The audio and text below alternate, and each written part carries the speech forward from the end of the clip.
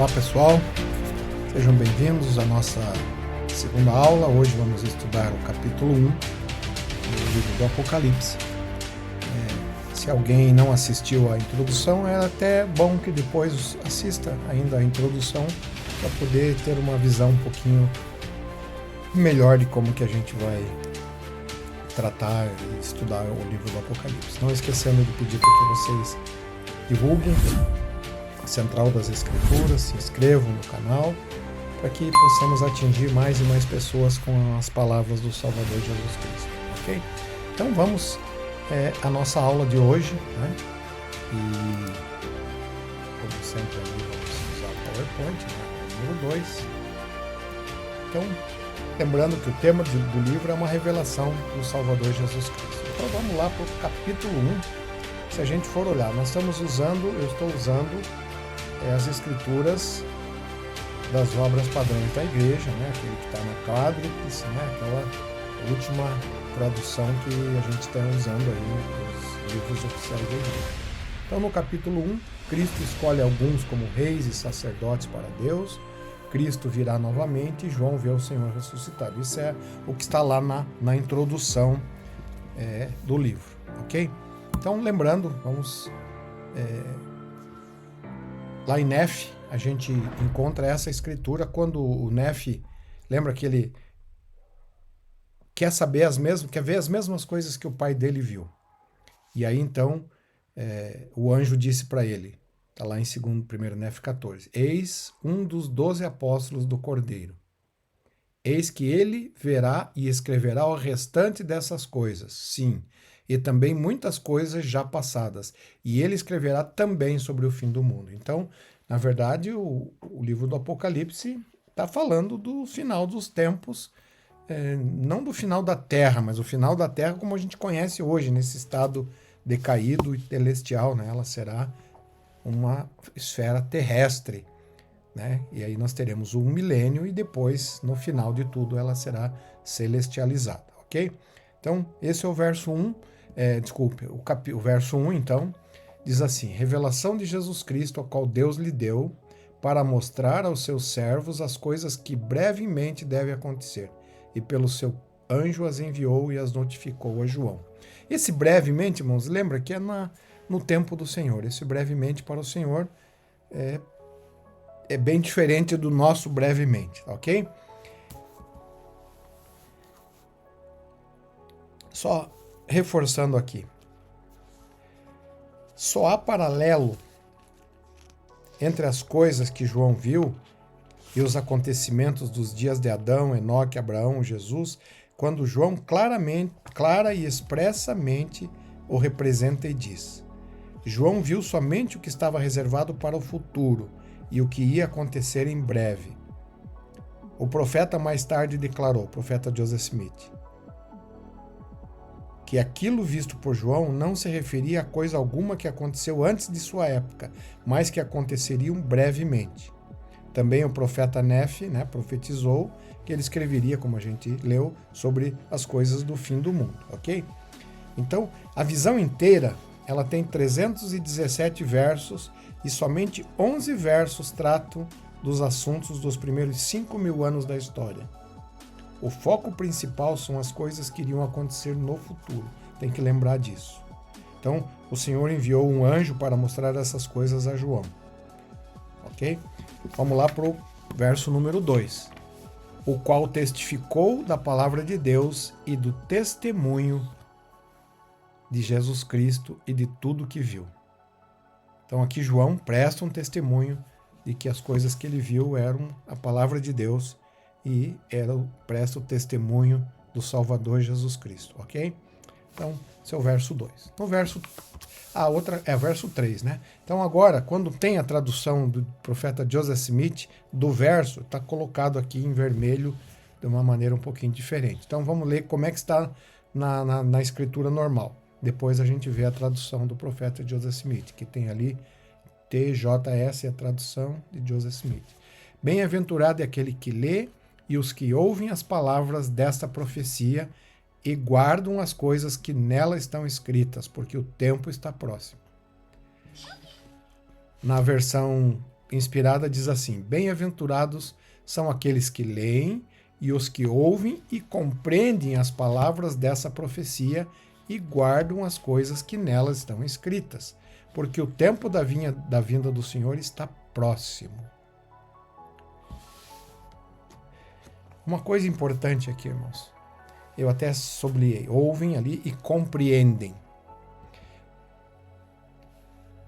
Segundo Nef 16:10 diz assim: não venha ele a ver com os seus olhos e ouvir com os seus ouvidos e entender com o seu coração e converter-se e ser curado.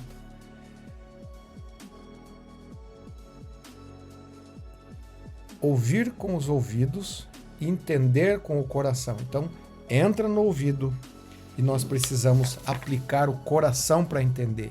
E quando acontece isso, né, entra na mente através do ouvido e quando vai para o coração, a gente tem mais facilidade em se converter, tanto para o bem quanto para o mal, né? Não é só para o bem. Pode ser para o mal também, ok? Então, tudo entra primeiro na mente, né? Tudo que a gente ouve e vê entra na mente. E ainda não passa de mera informação. Que se a gente não usá-la, pode ser até que ela desvaneça e a gente esqueça com o tempo de que aprendeu, ouviu ou leu aquilo. É muito comum, né? A gente lê alguma coisa e depois ela esquece, porque realmente não entrou no coração. Então, para que tenha efeito, para gerar uma ação, ela precisa entrar no coração, né?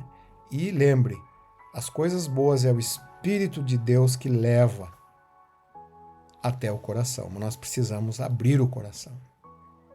E quando isso acontece, irmãos, né, é o Espírito que faz isso. Quando isso acontece, né, a Escritura diz: sim, eis que eu te falarei em tua mente e em teu coração, pelo Espírito Santo que virá sobre ti e que habitará em teu coração. Lembra, eu coloquei o E maiúsculo, porque muita gente acha que vem na mente e depois no coração. Ele está dizendo mente e coração. É as duas coisas aliadas.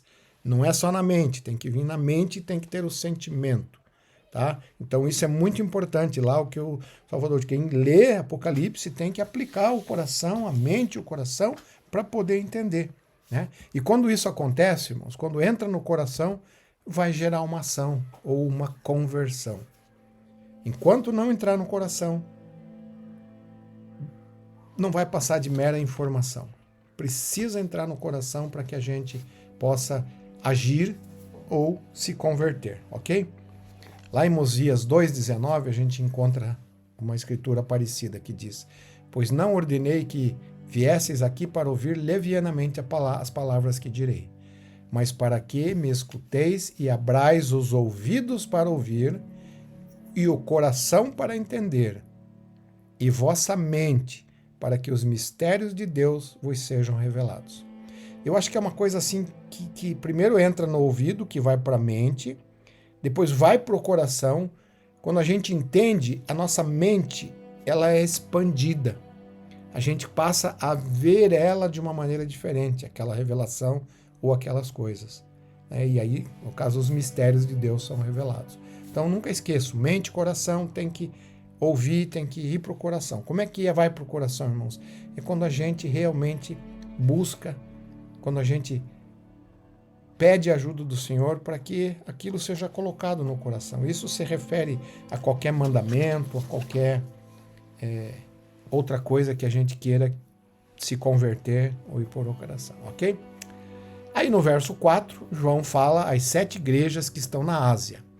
Lá na tradução de Joseph Smith diz assim: ora, este é o testemunho de João aos 7 servos que estão sobre as 7 igrejas da Ásia, aquelas igrejas que a gente já falou.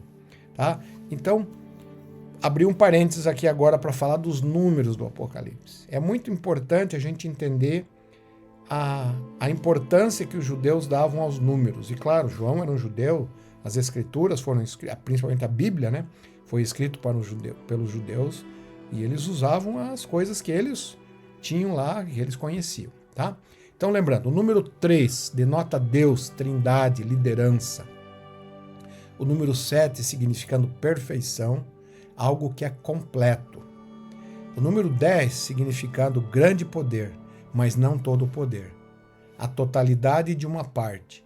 Já o número 12 representava o sacerdócio, o poder do sacerdócio. E os números 24 e 144, que são múltiplos de 12, podem significar a perfeição do sacerdócio, ok? Então, lembrando, o número 3 é importante, o número 7, o 10 e o 12. São os números principais que as escrituras, inclusive a gente vai ver, esses números vão aparecer muitas vezes nas escrituras, ok? Olha o número 7. O número 7 é utilizado 45 vezes no livro do Apocalipse só. Percebe-se então que o número 7 tem mais importância do que seu valor numérico. O próprio livro parece ter sido estruturado, levando em consideração o 7 como sua base. Os antigos israelitas favoreciam o número 7. Na verdade, o número 7 dos hebreus era o Sheva. Sua raiz significa plenitude ou perfeição, significando também a totalidade ou estar completo.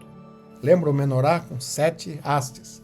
Dessa forma, no livro do Apocalipse, o número 7 domina o livro. Temos as 7 igrejas, os 7 anjos, as 7 trombetas, 7 taças, também a menorá, né, o candelabro, que é um símbolo judeu e que era um utensílio do tabernáculo erguido por Moisés no deserto, tinha 7 hastes, ok? Então, olha lá, tinha as 7 igrejas, os 7 selos, os 7 anjos, as 7 pessoas, as 7 taças, os 7 julgamentos sobre a meretriz, os 7 grandes eventos, ok? Olha que coisa interessante também, né? São 7 dias na semana, a criação foi 7 dias, né? O Senhor descansou no 7º, são 7 as notas musicais, são 7 as cores do arco-íris. Então, parece que o número 7 tem muita influência, inclusive, nas coisas da criação, ok? Então, continuando, eu acho que esse é o verso 5, eu acho que esqueci de mudar ali em cima, mas o Senhor diz assim, graça, o apóstolo, né, João, graça e paz sejam convosco na parte daquele que é, e que era, e que há de vir, e da parte dos 7 espíritos que estão diante do seu trono. Já na tradução de Joseph Smith diz um pouquinho diferente, diz, graça seja convosco, e paz da parte daquele que é, e que era, e que há de vir, e que enviou o seu anjo diante do seu trono para testificar aqueles que são os 7 servos que estão sobre as 7 igrejas, ok? Então, nota que é um pouquinho diferente, ok? Uma coisa, essa expressão que é, que era, que há de vir, é uma expressão que se refere-se ao Salvador. É interessante porque em muitos lugares as Escrituras se referem a ele como sendo o Alfa e o Ômega, o princípio e o fim.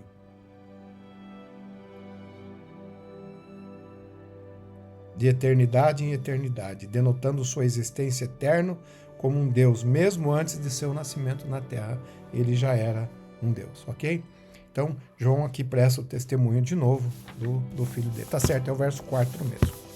Ok? Vamos lá para o verso 5 e 6 agora. Eles têm que ser lidos juntos, né?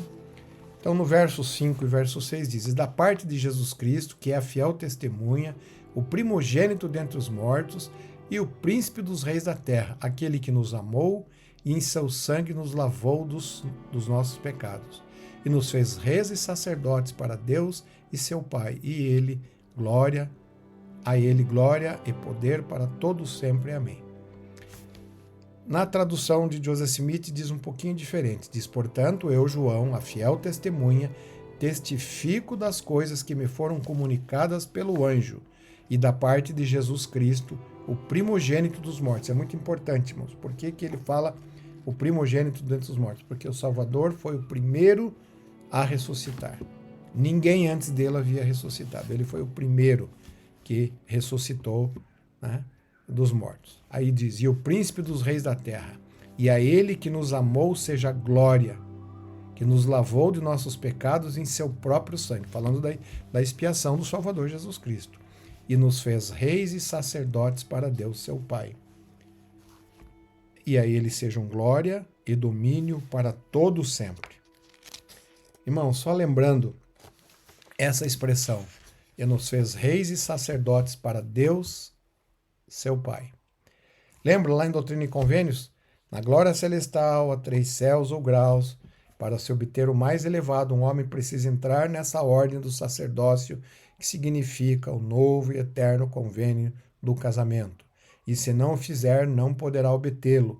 Poderá entrar em outro, mas esse será o fim do seu reino e ele não terá descendência. Então, para que alcancemos a vida eterna, a exaltação, nós precisamos da ordenança do casamento eterno, né? Do novo e eterno convênio do casamento, que é realizado nos templos.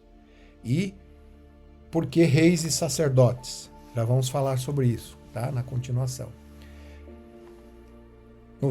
Na seção 132, no verso 22, nós lemos: pois estreita é a porta e apertado o caminho que leva à exaltação e à continuação das vidas, e poucos há que o encontro, porque no mundo não me recebeis, nem me conheceis. Então, para que a gente possa obter a nossa exaltação, vida eterna, nós precisamos ser fiéis. E não serão muitos, porque não estão dispostos a receber realmente o Salvador Jesus Cristo na plenitude, receber todas as ordenanças, cumprir com os convênios, né, que são feitos pelos santos.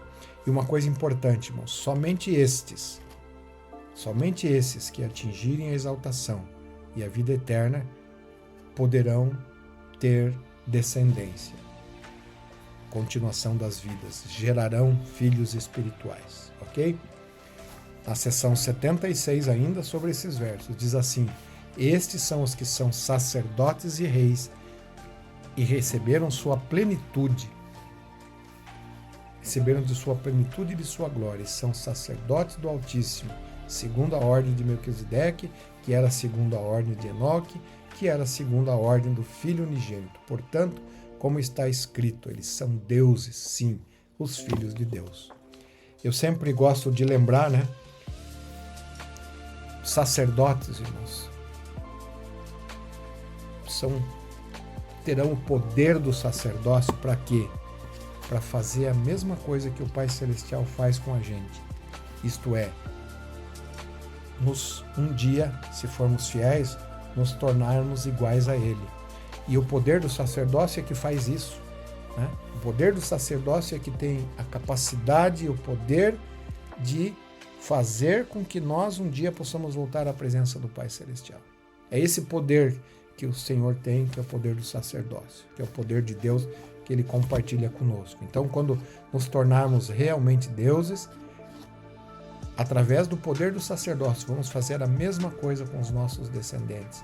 E eles poderão progredir até o ponto de se tornarem também Deus. E reis, porque teremos um reino, né?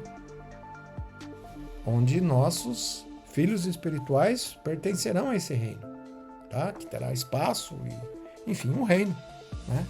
Então, por isso o rei, que teremos um reino, sacerdotes, teremos o poder de salvar os nossos filhos que forem fiéis também, ok? O Parley P. Pratt, que foi um apóstolo original, ele diz assim, deixa eu ver se eu acho aqui,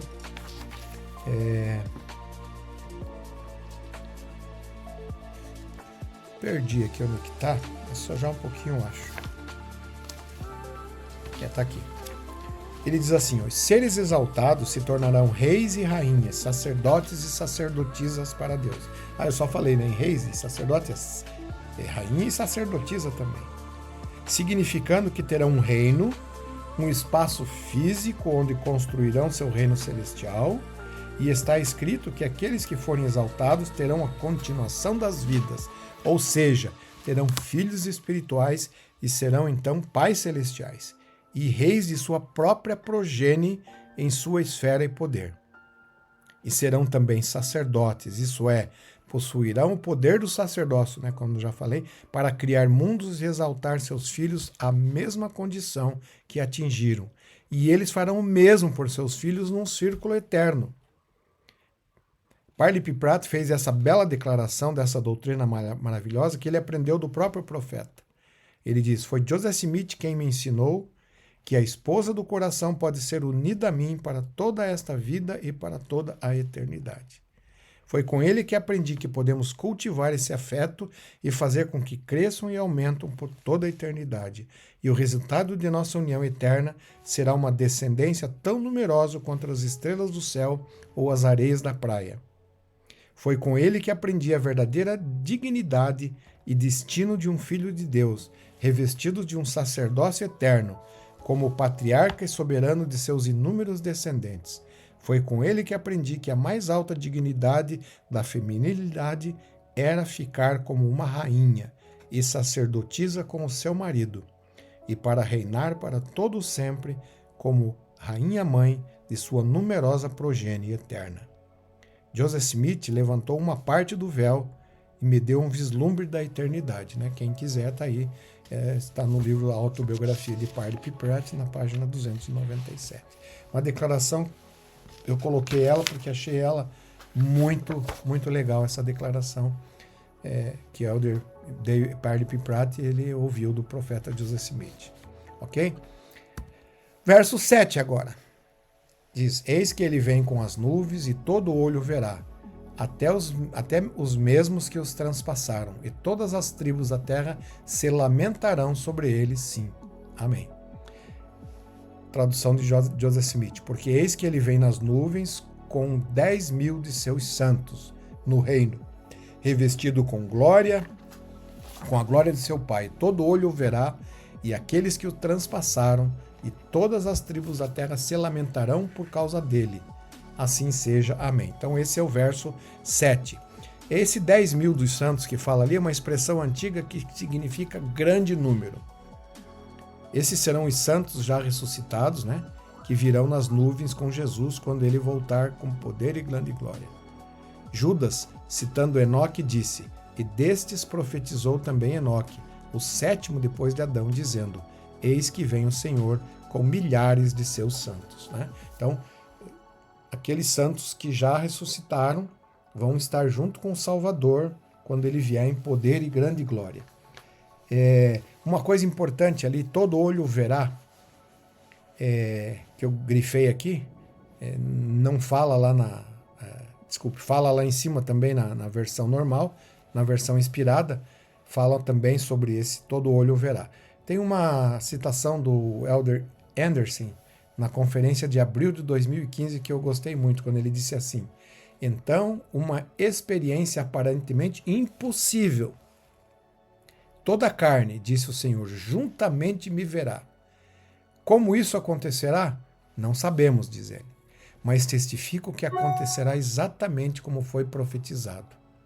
Vamos nos ajoelhar em reverência, e o Senhor fará soar sua voz, e todos os confins da terra ouvi-la-ão. Será como a voz de muitas águas, e como a voz de um grande trovão. Então o Senhor, o Salvador, permanecerá no meio do seu povo. Eu não sei, irmãos, como o Senhor vai fazer isso, mas todos os habitantes da terra verão o Salvador vindo em poder e grande glória. Não sei como isso vai acontecer, como diz o Elder antes, mas vai acontecer, ok? Ele fala ali que todas as tribos da terra se lamentarão por causa dele. Então parece que aqueles que o crucificaram, bem como os judeus, se lamentarão quando souberem o que eles realmente fizeram ao verdadeiro Filho de Deus. Né? E todos também, talvez aqueles que não acreditam no Salvador Jesus Cristo, né? Isso é uma tendência mundial, que as pessoas cada vez menos acreditam na divindade do Salvador Jesus Cristo. Então provavelmente nesse dia eles se lamentarão por não terem acreditado no Salvador Jesus Cristo, ok? Continuando aqui no verso 8 agora. Ele diz: eu sou o alfa e o ômega, o princípio e o fim, diz o Senhor, que é, que era e que há de vir, o Todo-Poderoso. Na tradução de Joseph Smith, nós lemos: porque ele diz: eu sou o alfa e o ômega, o princípio e o fim, o Senhor que é, que era, que há de vir, o Todo-Poderoso. Mais ou menos da mesma maneira, né? Esse alfa e ômega são as primeiras e as últimas a primeira e a última letra do alfabeto hebraico, tá? Então, significando que o Salvador ali depois é o princípio e o fim, porque ele é o primeiro filho espiritual do nosso Pai Celestial. Ele estava com Deus desde o princípio, né? E ele estará até o fim. Por isso que ele diz, o Senhor que é, que era e que há de vir. O grande Jeová do Velho Testamento, tá? O poder que estará sobre ele, que está sobre ele, sobre essa terra. Então, esse é o significado. Então, aqui João ainda está testificando, falando do Salvador Jesus Cristo, dos atributos do Salvador Jesus Cristo.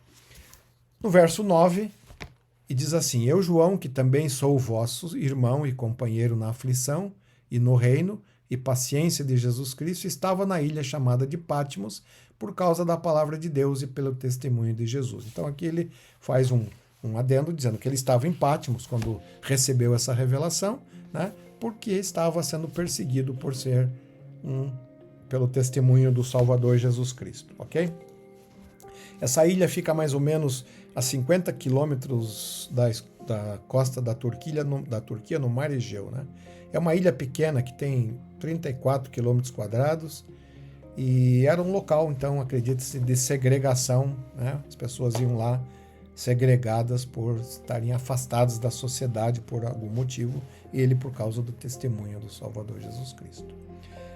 No verso 10, ele diz assim, eu fui arrebatado em espírito no dia do Senhor e ouvi de trás de mim uma grande voz como de trombeta. Parece que é a mesma experiência que Nefe teve, né? Ele diz, fui arrebatado pelo Espírito do Senhor. Sim, a uma montanha muito alta que eu nunca vira e sobre a qual nunca havia posto os pés.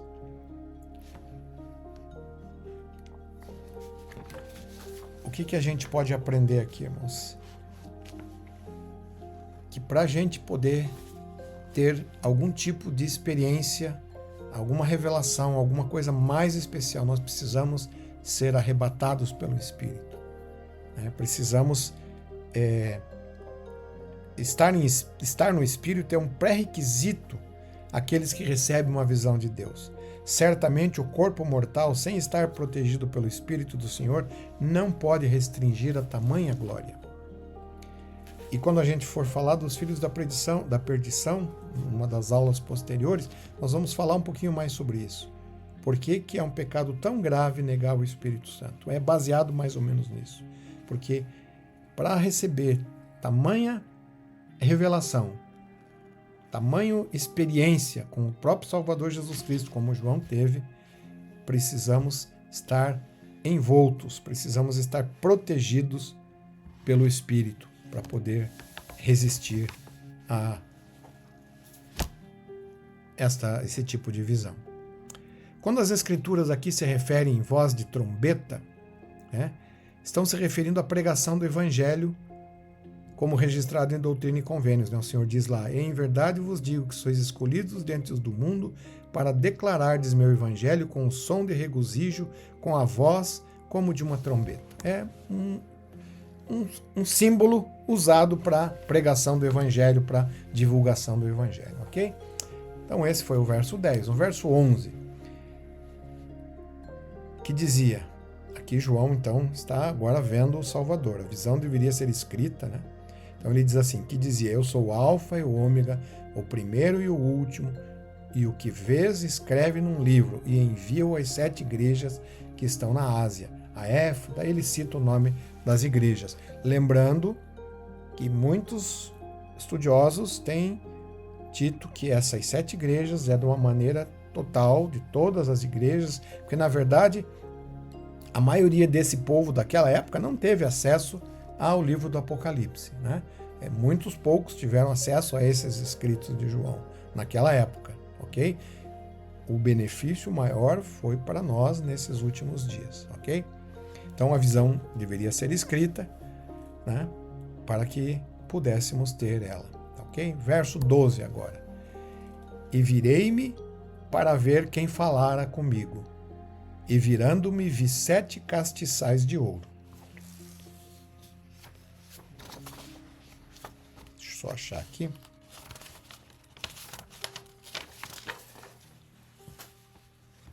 Lembra que os 7 castiçais representavam as 7 igrejas, ou também os 7 servos, né, das igrejas.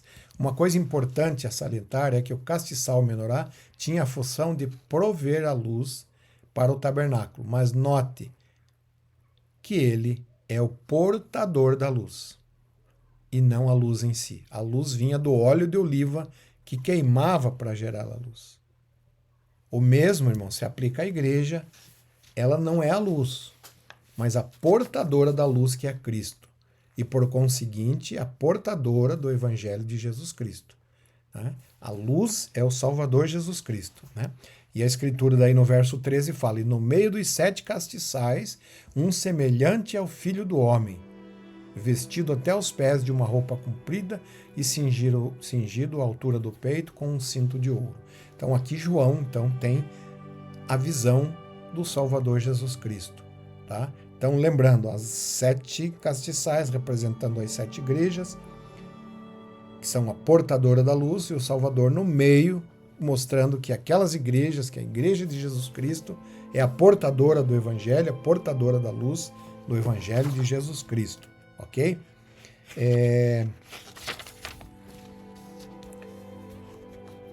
Lembrando também que a mesma experiência Daniel registra e o profeta Joseph Smith e Oliver Cowdery registram quando tiveram a visão do Salvador. E aqui há uma descrição agora do Salvador.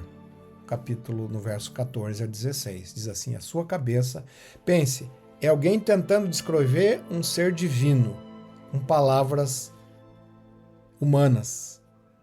Então foi a melhor maneira que ele achou para descrever a glória, a beleza e a santidade e a perfeição do Salvador. Então ele diz: e a sua cabeça e cabelos eram brancos como a branca lã, como a neve, e os seus olhos como chama de fogo, e os seus pés semelhantes a latão reluzente, como se tivesse sido refinados numa fornalha, e a sua voz como a voz de muitas águas, e tinha na sua destra 7 estrelas, e da sua boca saía uma afiada espada de 2 fios, e o seu rosto era como o sol quando na sua força resplandece. Lembrando que as 7 estrelas eram os líderes das 7 igrejas, e a espada afiada era a palavra de Deus. Tá? Aqui 2 símbolos, então, que a gente já destrincha eles aqui.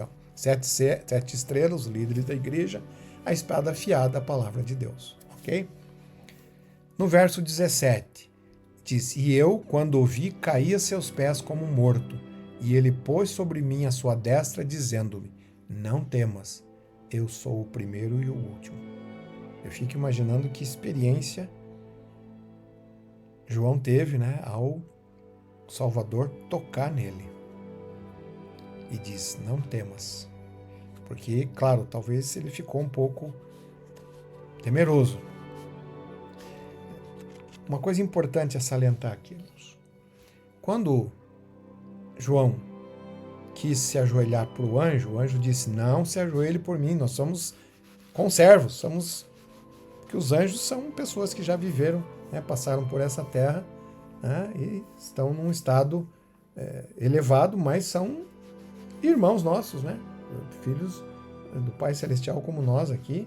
Agora, quando é o Salvador Jesus Cristo, o Salvador não disse nada, ele se ajoelhou e o Salvador não o repreendeu, porque nós adoramos o Salvador Jesus Cristo, como conhecemos pelo livro de Mórmon e as Escrituras, né, que adoramos o próprio Salvador Jesus Cristo. Ok?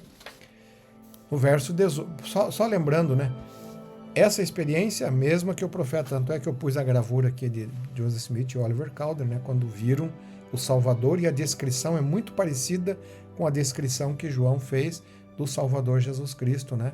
E encontra-se lá em Doutrina e Convênios, na seção 109, 110, nessas sessões falando das aparições grandiosas que aconteceram no tempo de Kirtland, ok? Verso 18 diz: e o que vivo e fui morto, e eis que vivo para todo sempre. Amém. E tenho as chaves da morte e do inferno. Né? Então, é isso que o Salvador falou para ele. Uma coisa importante aqui, irmãos, o Salvador afirmou, né? Tenho as chaves da morte e do inferno. Chaves denota poder, autoridade e direito de presidência. E por ter a vida em si mesmo e ter ressuscitado, ele tem o poder sobre a morte. Por isso que ele diz, eu tenho as chaves da morte. Eu que posso, eu que vou liberar. Né? Não tem... Satanás não queria que o Salvador fizesse isso, por quê? A Escritura ensina que se não houvesse a ressurreição, se não houvesse a expiação, todos nós estaríamos guindados a morrer e o nosso espírito se tornar um escravo de Satanás, tão miserável quanto ele, fala a Escritura. Mas com a morte, com a expiação, a morte e a ressurreição de Cristo, ele abriu as portas para que todos, sem exceção, um dia ressuscitem e vençam a morte, como o Salvador venceu. Esse é o poder que o Salvador tem, né? Chaves da morte e do inferno, como fala ali. Ele pode abrir a porta do inferno. Esse inferno que fala aqui, nós vamos ainda estudar, é do inferno lá no mundo espiritual. Né? Lembra? O mundo espiritual a gente já mais ou menos tratou sobre isso nas doutrinas sobre o templo, né? O mundo espiritual é dividido em paraíso e prisão. E dentro da prisão tem uma parte que é inferno. A gente aprende isso lá. O profeta Joseph Smith falou sobre isso e também fica claro quando a gente lê as Escrituras que até o inferno vai liberar seus mortos para que sejam ressuscitados. Então, são as pessoas, os piores que podem ter vivido nessa terra, ficarão no inferno dentro do mundo espiritual, aguardando a sua ressurreição para ou se tornarem filhos da perdição, que a maioria não vai ser, e depois de se arrepender irão para o reino celestial, ok? Então, também isso faz parte da doutrina que a gente estuda, e vai estudar também ainda. Verso 19. Escreve as coisas que viste e as que são e as que depois dessas hão de acontecer. Então, João foi instruído a escrever as coisas que ele via, que eram as coisas que iriam acontecer. Aí no capítulo 20, no verso 20, fala, o ministério das 7 estrelas que viste na minha destra e o dos 7 castiçais de ouro. As 7 estrelas são os anjos das 7 igrejas e os 7 castiçais que viste são as 7 igrejas. Então, as estrelas são os líderes das igrejas e as castiçais eram as igrejas. Então, no final de cada capítulo, nós vamos fazer um resumo dos símbolos que a gente viu nesse capítulo. Uma coisa importante, nós estamos passando aqui, agora é muito importante que você pegue e depois da aula ou antes, leia o capítulo 1 e procure buscar mais conhecimento a respeito desse. Aqui nós vamos dar o básico, né? ou pelo menos as coisas principais, né?